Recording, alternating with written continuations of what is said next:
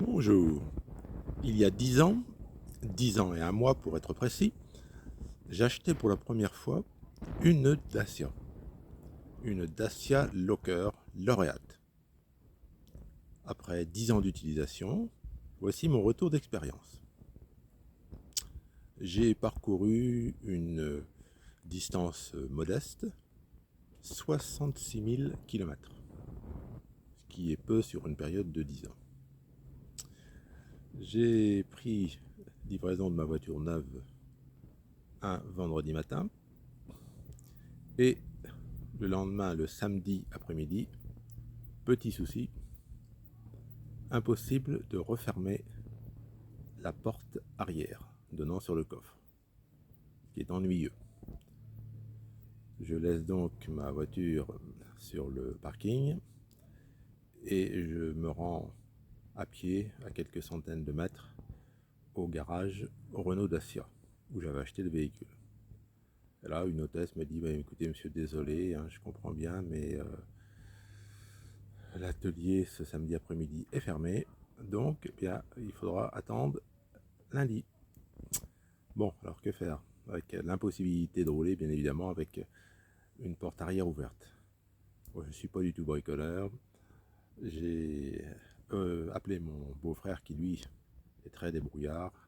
Il est venu et il a assez facilement débloqué la serrure. Le problème s'est d'ailleurs reproduit plusieurs fois au cours des 10 années écoulées. Mais bon, maintenant, j'ai appris la technique pour débloquer. Donc, ce n'est pas vraiment un souci. Deuxième souci, plus embêtant, c'était en 2009. Donc, le véhicule avait 6 ans. J'avais appris le décès d'un proche parent en région parisienne, donc j'avais 400 km à faire. Me voilà sur l'autoroute et puis des à-coups dans le moteur. Bon, je ne suis pas tombé en panne, mais des à-coups dans le moteur. Un sentiment de coupure qui se répétait régulièrement. Bon, je me suis arrêté à la première aire d'autoroute. J'ai regardé le mode d'emploi où il y avait un voyant rouge qui était allumé, mais bon, d'après ce que j'ai pu lire dans le bouquin, ça ne m'empêchait pas de continuer à rouler. Je ne risquais pas d'abîmer le moteur de façon irrémédiable. Donc j'ai réussi à arriver donc, en région parisienne sur le lieu du décès. Et j'ai pu revenir également dans ma région des Pays de Loire avec toujours cette coupure. Bon, j'ai pris rendez-vous avec le concessionnaire. En fait, c'était un problème de bobine électrique. Donc, c'était pas très onéreux, mais bon, c'est vrai que c'est ennuyeux.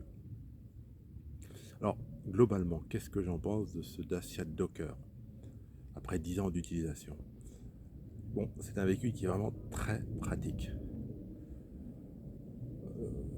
Ma femme et moi, nous avons un terrain à la campagne avec des pommiers. C'est vrai que pour transporter des bassines, du matériel, un motoculteur, le Dacia Docker, c'est vraiment très très bien. Vraiment, je suis content de cet achat pour le point de vue pratique. Je l'avais payé donc il y a 10 ans 15 000 euros. En effet, j'avais souscrit à de nombreuses options. J'avais pris les barres transversales de toit, la peinture métallisée, la roue de secours, le radar arrière. Enfin bon, j'avais vraiment fait plein d'options.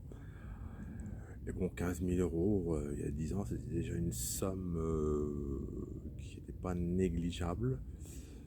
Mais bon, je ne regrette pas de l'avoir investi, cette somme, parce que bon, aujourd'hui, mon véhicule a 66 000 km. Je le fais réviser soigneusement une fois par an chez le concessionnaire où je l'ai acheté. Le tarif des révisions me paraît correct. Une année sur deux, bon, j'ai une petite révision, ça tourne à 170 euros. Alors, ne dis pas que 170 euros, c'est anodin, mais bon, c'est quand même pas le coup de massue. Bon, le véhicule en lui-même, bon, ben, c'est du low cost. Il m'est arrivé de revisser une vis par-ci par-là.